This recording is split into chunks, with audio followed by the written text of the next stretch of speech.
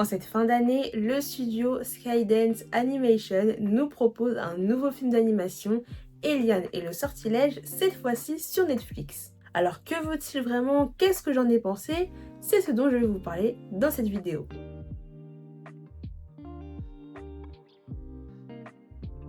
Hey, what's up, moi c'est Sléa et aujourd'hui on se retrouve dans une nouvelle vidéo où je vais vous parler de la dernière sortie de Skydance Animation, Eliane et le sortilège. Sorti le 22 novembre 2024, Eliane et le sortilège est en fait le deuxième film du studio, puisque rappelez-vous, il y a 2 ans, ils nous ont proposé leur premier film, Luck, qui est disponible sur Apple TV. Mais en fait, Eliane et le sortilège était censé de base être le premier film de Skydance Animation. Mais ce film réalisé par Vicky Jenson a eu quelques petites péripéties qui ont fait qu'il a été repoussé à de nombreuses reprises et qui fait qu'aujourd'hui le film ne sort que maintenant en 2024 sur Netflix. Et de base, il était prévu sur Apple TV. Dans ce film, on suit Eliane qui est une jeune princesse dont la vie va être chamboulée après que ses parents se soient transformés en monstres. À partir de ce moment-là, elle va devoir tout gérer à la place de ses parents sans que le royaume soit au courant. Et bien évidemment, à côté de cela, elle va tout faire pour que ses parents puissent reprendre une forme humaine. Alors qu'est-ce que j'en ai pensé de ce film? Je pense que mon avis va être assez court en vrai.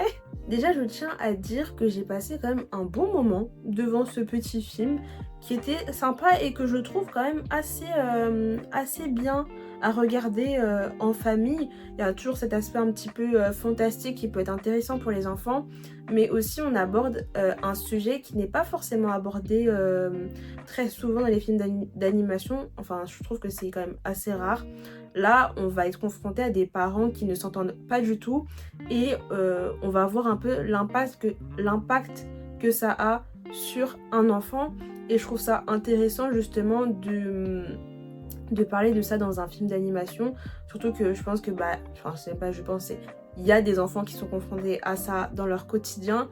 Et par rapport à ce qui va nous être montré, par rapport à la réaction, aux réactions que va avoir Eliane dans le film, je pense qu'il y a pas mal de personnes qui pourront s'identifier à ça. Après, ça se passe plutôt vers la fin du film. Donc c'est pas une grosse partie du film. J'ai trouvé ça aussi intéressant, un peu cette idée de, en fait, là c'est Eliane qui doit tout gérer, elle doit s'occuper de ses parents, etc. Enfin, j'ai trouvé ça assez drôle entre guillemets. En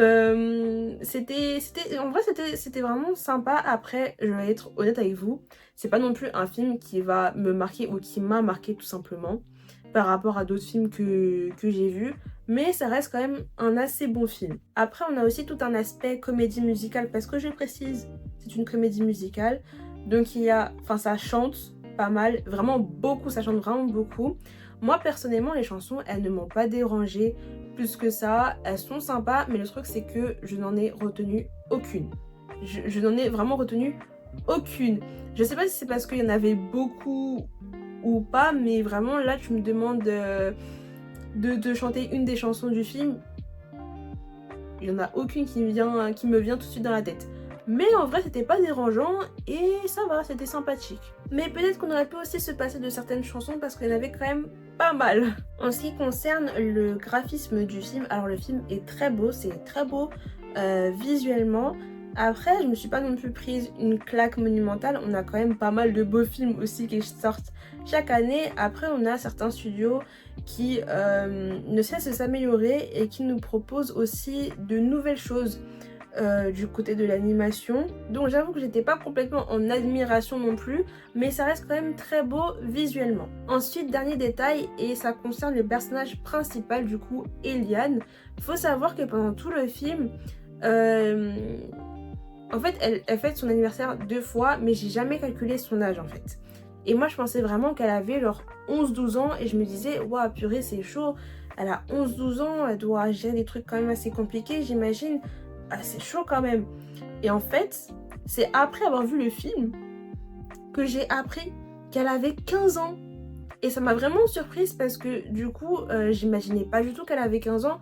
Enfin, ce que je voyais par rapport à son physique, je me disais pas, oh, on est sur une adolescente de 15 ans. Donc ça m'a un peu surprise. Voilà, c'est le seul petit détail que j'avais envie de rajouter un peu à la fin.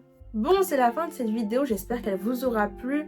Comme je vous l'ai dit, j'ai passé quand même un assez bon moment devant Eliane. N'hésitez pas à me dire en commentaire ce que vous en avez pensé de ce film. N'hésitez pas à liker, à vous abonner et à me suivre sur les réseaux sociaux. Et sur ce, moi je vous dis à la prochaine!